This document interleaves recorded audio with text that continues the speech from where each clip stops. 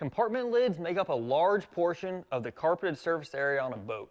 So when you're replacing the carpet on a bass boat, that's going to take up a lot of your time, so it's essential that you work in an efficient manner when you're carpeting these compartment lids. Just like when they build these boats at the factory, this process is going to utilize contact cement, so you don't have to use clamps and you don't have to wait for that glue to dry. You can, knock one compartment lid out, complete it, and move on to the next one. The key to the contact cement for this application is that once you stick the two sides together, they're stuck together, which avoids the need to clamp the edges of the compartment lids. So the way that contact cement works is you coat both sides of what you're trying to glue together. So in this case, that would be the back of the carpet and the compartment lid. Then once that glue dries, maybe 15-20 minutes, you stick them together and then they're permanently bonded. They're not coming apart. So this compartment lid, it's already been cleaned off in the previous video. And as you just saw, we already have all the carpet cut out for these compartments. Now I'm just gonna go ahead and take a vacuum and just clean off the loose stuff that was scraped off of this. Here's the carpet, and you can see this arrow, got two arrows on this. These arrows point towards the front, right, as we've discussed. And this particular compartment, the hinge points towards the front of the boat. So the side with these holes on it needs to go on the same side that the arrows are pointing to.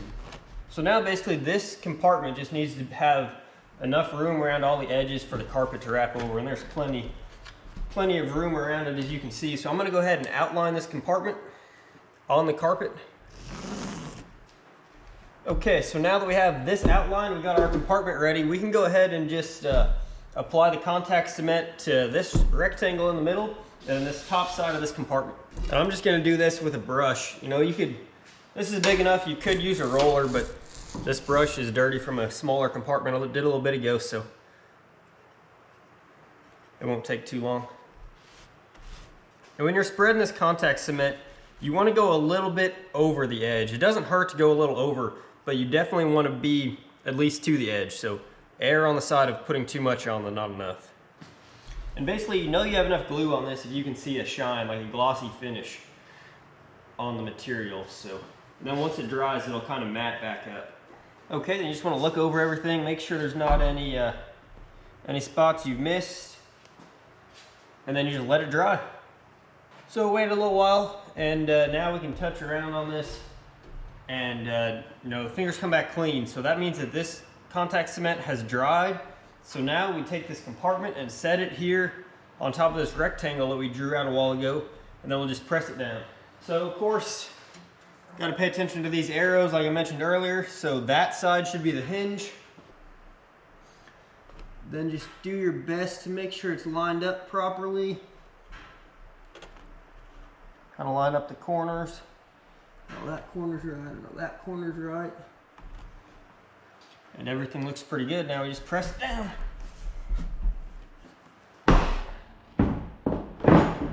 So now that we've got this flipped over, we'll just push around on it. If you got a roller, that works really good too, but I'm just going to use my palm on this area.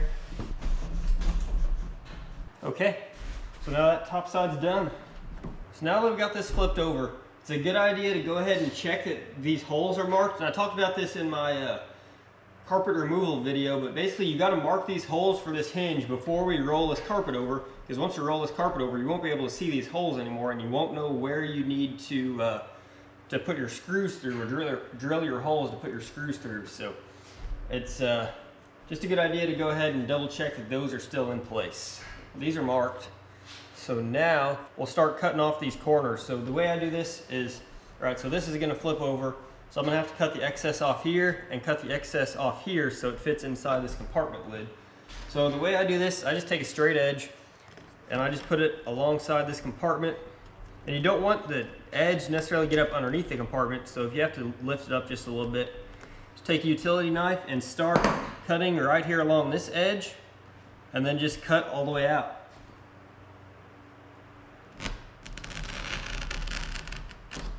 So then because I cut along this straight edge, it's a perfect, nice straight cut, so that won't be an issue. And then just go ahead and do this 8 times, twice on each one of these corners.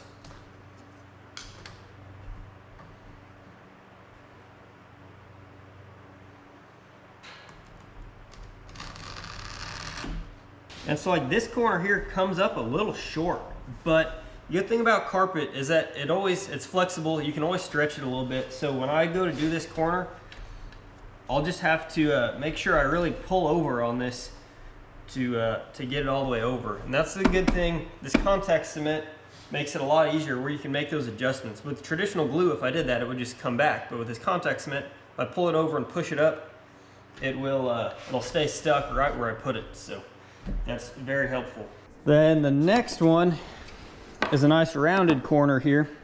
So you'll see when I put these two together, they overlap. So that's not going to work, right? We can't glue this carpet to itself. And also, you'll see that this, right, this has a bubble in it here because it has all this extra material here. So the first thing we're going to do is just cut out a little section of this, or not too much. Okay, so now I got that little piece loose. Pull that out of there. Okay.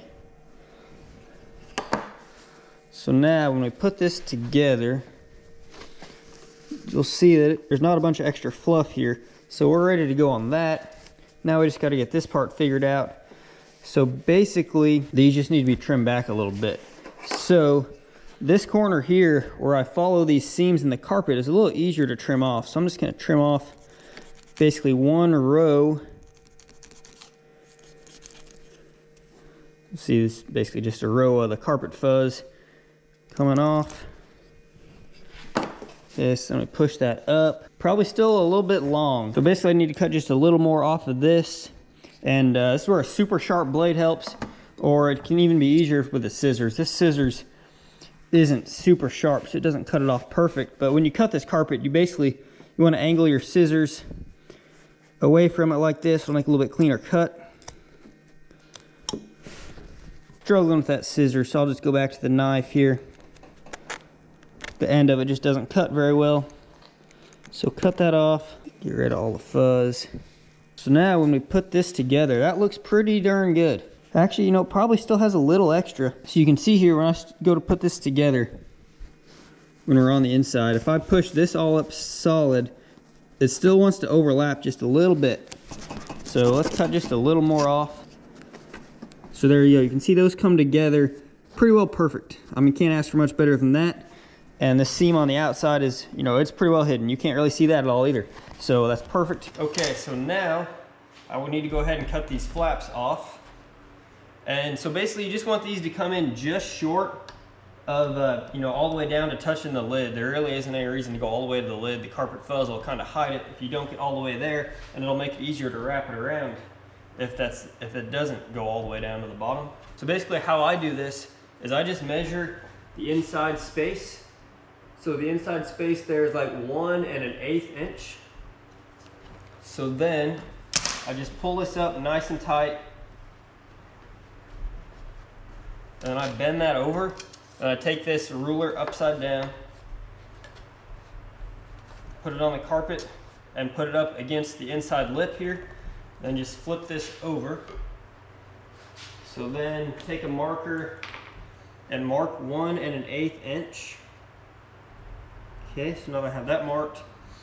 Then I just go and measure from the outside of this panel to that mark, and so that is basically right at 2 3/4 inch. So now I know I just need to go and mark 2 3/4 inch, you know, a couple places along here, a couple places along here, and then you'll notice this side is shorter. The side with the hinge on it, the metal is shorter than the other sides.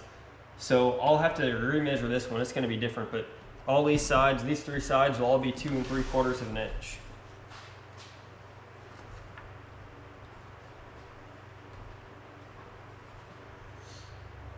And you can actually cut this a little short. So it was right at 2 3/4. So I'm probably going to actually cut this at 2 5/8. So basically an 1/8 inch short. Okay, so now that we got that marked, we can move on to cutting these edges off. So this ruler has a metal side on it, so I'm just going to line that metal up with these marks. Hold the ruler down and then basically just cut right along the edge.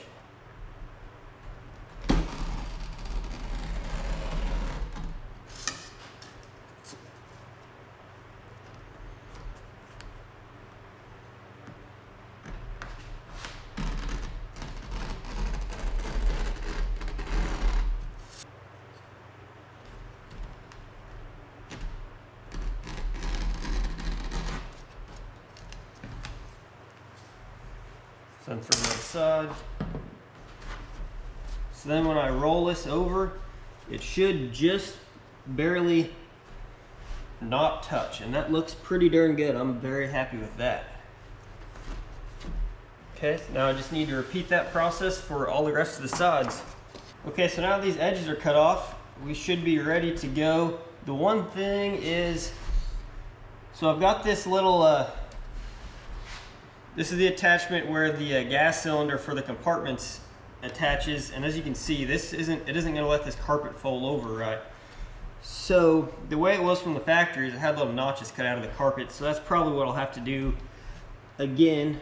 So basically I just drew out, an approximate shape of this, just because it's going to be very hard with that contact cement to get this in there properly. So you don't want to get it, contact cemented in the wrong spot, obviously, because you won't be able to move it.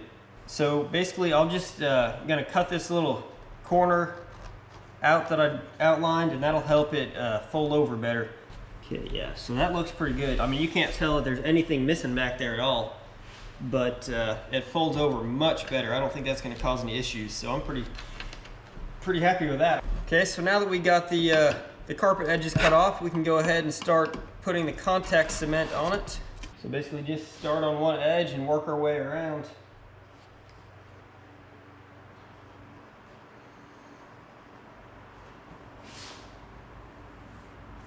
You just want to apply this thick enough that it's shiny.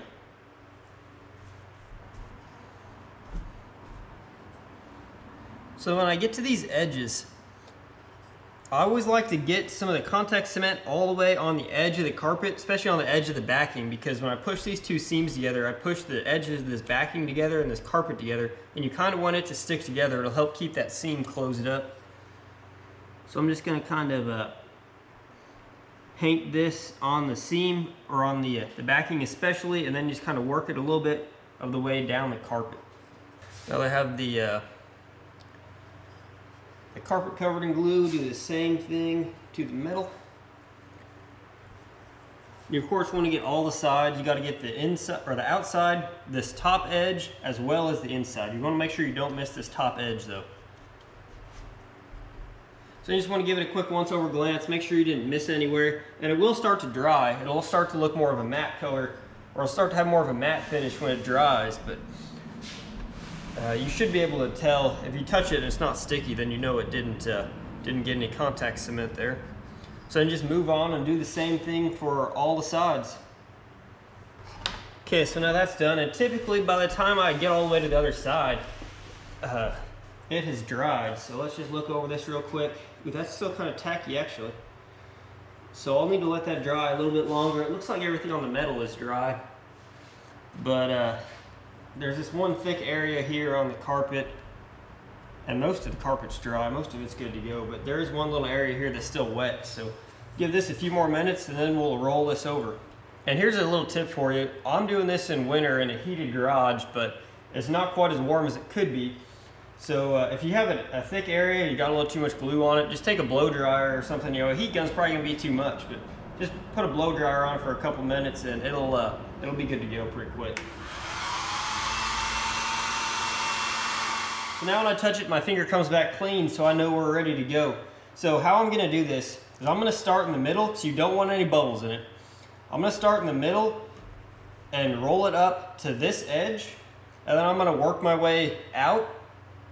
And as I do that, I'm gonna pull on these edges, because like I said, this one corner, I think it was this corner, came up just a little bit short when I kind of test fitted a while ago. So I'm gonna wanna pull that out and make sure it's out far enough that these two corners, these two edges from the adjacent ears here, if that's what you want to call it, will actually touch and meet, make a good seam there on that edge. So I'm going to start in the middle, roll this up on this first edge.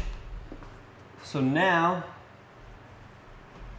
I'm going to take this corner with my finger and pull out on it, and I'm just going to work my way over towards that edge.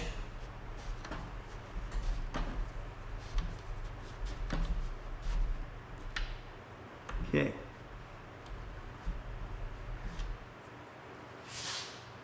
I'll do the exact same thing going the opposite direction. pull out here on this edge and use this hand and roll this up. And you want to make sure this all gets pushed down on here tight. So you want to kind of work your way from the bottom up. Make sure you don't get any bubbles in there.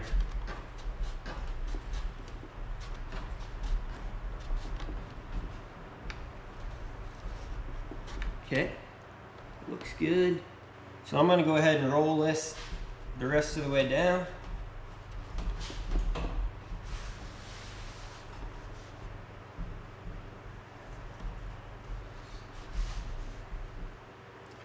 Once again, starting in the middle, you want to make sure you get this rolled all the way. So you want to use pretty good force, push down on that, and then just work your way to the edge.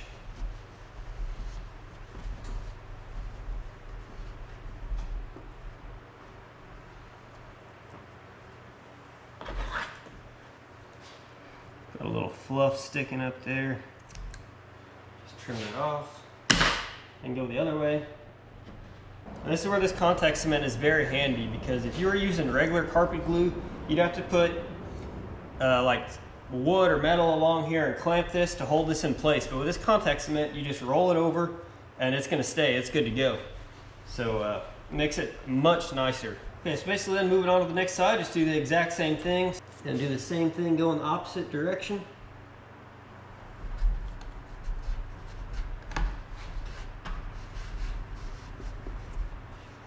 Okay, and as I rolled this up, I could kind of tell that the edge of this backing was meeting up right with the edge of this backing, so that's going to be a really good seam. That's exactly what you want. You just kind of want to watch that and, you know, adjust how much you pull over while you're going around. I knew I didn't have to pull real hard on this one because it looked like it was going to meet up with this one pretty good. So now, when it comes to rolling this over, this carpet here is already sticking out. So I can cut off a good little bit of this carpet. Otherwise, it's going to hit this carpet when it rolls over, and it's just going to kind of make more of a mess, and it's going to be difficult to roll over. So I'm just going to cut off, you know, a little bit, not quite to where it meets the outside of this other carpet that's rolled over. Now we take this and roll this over just like we did with the last one. So now that we have all that rolled over, you just want to make sure you get all this pushed down good. So I'm just going to go ahead and double check that all this is pushed in. You want to make sure. Compressing this is really what makes that contact cement stick.